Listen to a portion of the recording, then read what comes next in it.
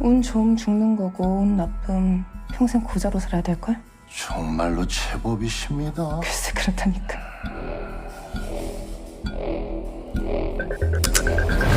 마녀 세계관을 한층 더 확장하며 큰 호평을 받고 있는 폭군. 어디를 튈지 모르는 스토리, 화려한 액션 역시 뛰어났으나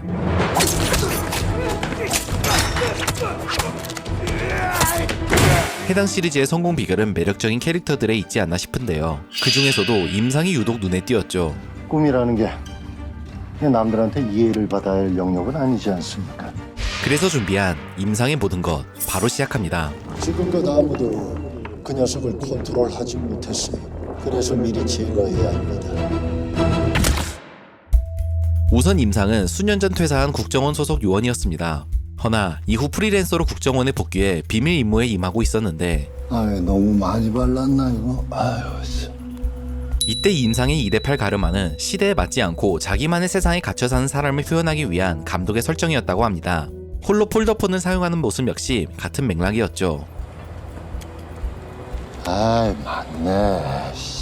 그리고 이번 임상의 임무는 인간을 초인으로 만드는 폭군 프로그램의 샘플을 추적하는 것이었는데 아이고 마을 분들은 아무도 선생님 말씀을 안 믿으시나 보네요. 누가 믿겠습니까? 이거 내도 잘 안 믿기는데. 이곳에 온 이유는 우연히 샘플과 접촉한 자가 있다는 소식을 들었기 때문.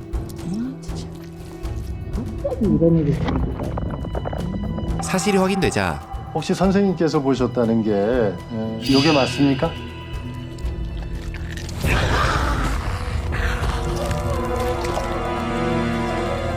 오셨구나. 목격자 그리고 감염자를 무참히 처리해버립니다. 이때 그는 무고한 사람마저 아무 감정 없이 죽이는 모습을 보였는데요. 이는 그가 일할 때 머리가 아닌 몸으로 말하는 사람이기 때문이라 합니다. 일의 일부인 살인은 그에게 그저 업무 일과일 뿐인 것이죠. 왜 그걸 보셔가지고. 또한 감염자를 처리하며 혈액이 튀지 않도록 주의하는 모습, 그리고 현장을 꼼꼼히 태워버리는 모습 역시 나왔는데요. 이는 샘플이 워낙 강력하기에 감염된 자의 혈액만 튀더라도 본인 역시 감염될 수 있었기 때문입니다. 현장을 태웠던 건 혹시라도 혈액이 또 다른 피해자를 낳을 수 있기 때문이었죠. 이후 새로운 타겟을 부여받은 임상. 미남이시네. 이들은 폭군 샘플을 탈취하라 명령을 받았던 자들이며 이제 쓰임이 끝났기에 처단하라는 것이었는데 임상은 그중 허술해 보이는 녀석을 추적해냈고 방심하고 있는 틈을 타 사는 거야?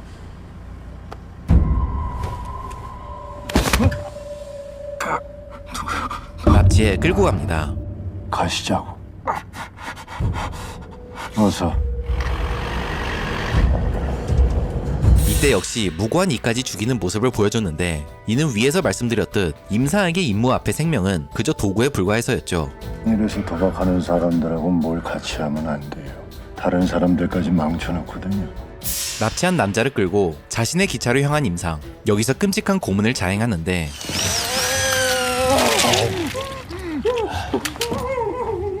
이때 고문의 수위를 높게 설정한 이유는 이 남자에게 걸리면 진짜 끝장이라는 느낌을 주고 싶었기 때문이라고 합니다. 가만히 하니까 잘 안 되네. 그리고 여기 좀 어떻습니까? 퇴직금 받아 장만했습니다. 어릴 때 저희 집이 기찻길 옆이었거든요. 임상이 프리랜서로 복귀한 이유가 퇴직금을 기차를 사는데 몰빵해서라는 게 드러나는데요. 퇴직했는데 왜 아직 이 일을 하냐고요? 잘 모르시겠지만 저희 같은 직급의 공무원들은 퇴직금이 얼마 안 됩니다. 여기엔 사실 인테리어 업자에게 사기를 당했다는 뒷설정이 존재한다고 합니다. 어째서? 평생 일밖에 모르고 살았기에 세상 물정을 몰랐던 것이죠. 이 기차 사고 인테리어까지 하려니 이놈이 이게 아주 돈이 만만치 않게 들어요 이게. 응? 또한 그가 멈춘 기차를 사랑하는 이유는 딱 이 서 있는 기차를 봤는데 그냥 너무 좋은 겁니다. 매번 이동을 반복하며 혼돈 속의 삶을 살아온 그이기에 최종적으론 어딘가에 정착해 온전한 삶을 살고 싶은 마음이 있기 때문이라고 합니다. 그때부터 제 꿈이었어요. 기차가 참 갖고 싶었습니다. 이렇게 시시콜콜한 이야기를 나누다 남자의 동료들 위치를 파악한 후 야, 여기가 맞는 거죠? 드디어 그에게 안락을 선사. 순식간이에요 이게. 알아낸 위치인 부산으로 향하는데 아이고 뜨거. 잠시 에너지 보충을 하고 느릿느릿 본거지 앞에 도착합니다. 아이고야, 전망은 안 좋네. 그리고 학살을 시작하죠.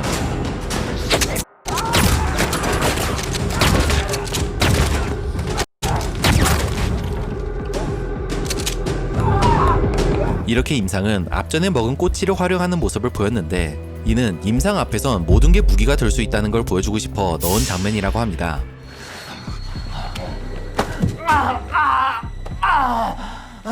이제 임상은 패거리의 우두머리, 연모용의 행방을 묻는데 이분 어디 계십니까? 진실을 말하는 것 같자 아, 진짜로 모르시는 모양이네. 저 세상으로 보내주고 자리를 뜹니다. 그런데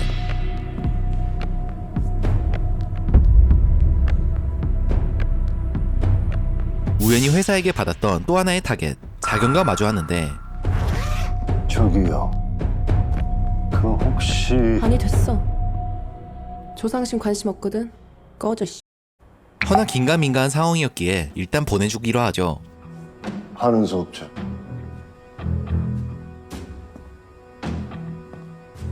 문제는 이 와중 동네 양아치들에게 걸렸다는 것. 아저씨, 눈가를 어디다 뜨고 댕깁니까? 예? 우리가 기분 똑같다고요, 이 씨. 어쩌다가 기분이 그렇게 들까요? 학생들이 같으면 안 되는데. 질질 끌려가긴 했으나 아니 꼭 이러셔야겠어요. 이거 아니 이거 심사 듣고 하시죠. 그 끝은 당연히 참교 시전이었습니다. 아이고야, 나도 이제 진짜 늙었네. 어? 늙었어. 이렇게 임상은 코믹과 살벌함 이 둘 사이를 왔다 갔다 했는데요. 극악무도함에만 집중하지 않은 이유는 다른 캐릭터들과 차별점을 주기 위해서였다고 합니다.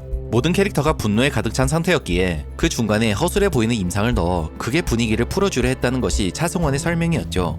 참고로 항상 피곤에 쩔어 있고 어찌 보면 임무조차 귀찮은 듯한 헐랭한 모습은 차승원 본인이 직접 짜낸 캐릭터성이었다고 하는데요. 아니 뭐.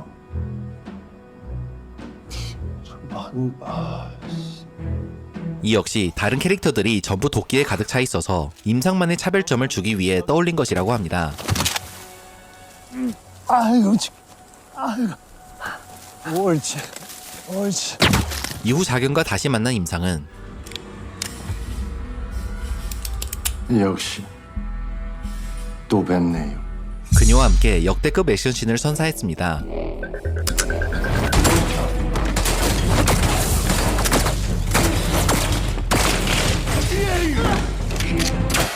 그리고 이런 화려한 액션은 자경과 동맹을 맺고 폴에게 끌려가는 최국장을 따라잡았을 때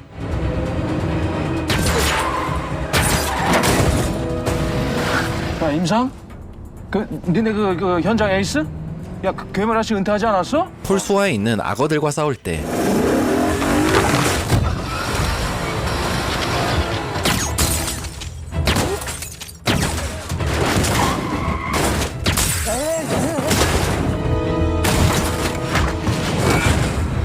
악어들을 처리하고 최국장에게 도달했을 때까지 계속됐는데요.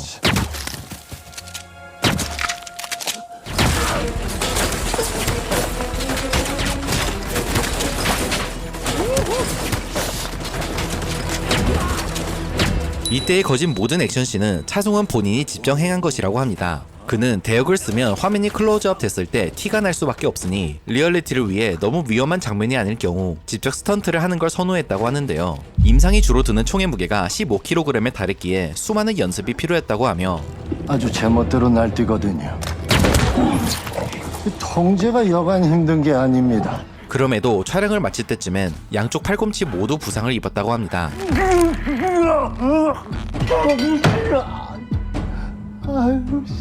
작품을 위해 헌신했다는 점이 드러나는 부분이죠. 이후 국정원 내 미국 파벌에게 둘러싸이게 된 임상.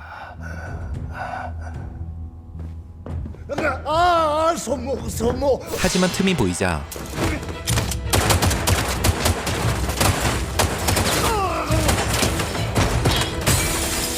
큰 부상을 감수해가며 탈출에 성공했는데요. 하지만 이전에 입은 부상, 그리고 탈출하며 입은 부상을 종합해볼 땐 살아남기 힘들어 보였는데, 그런데 이때 누군가 임상을 끌고 가는 장면이 나왔습니다.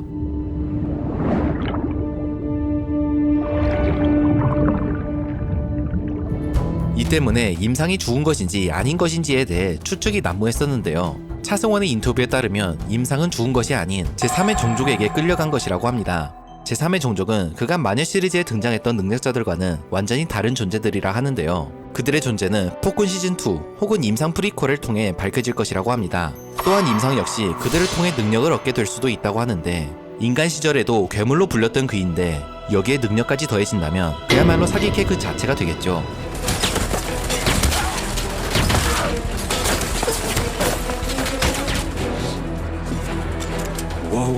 스탑.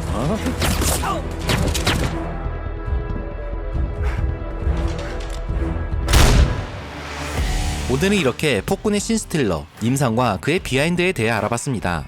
개인적으로 폭군에서 가장 매력적인 캐릭터가 아니었나 싶은데요. 여러분의 임상에 대한 의견, 그리고 폭군 시즌2에 대한 기대감은 댓글에 남겨주시길 바랍니다. 오늘 준비한 내용은 여기까지입니다. 시청해주셔서 감사합니다. 타이밍 기가 막히죠. 조금 늦으셨습니다. 제가 발이 좀...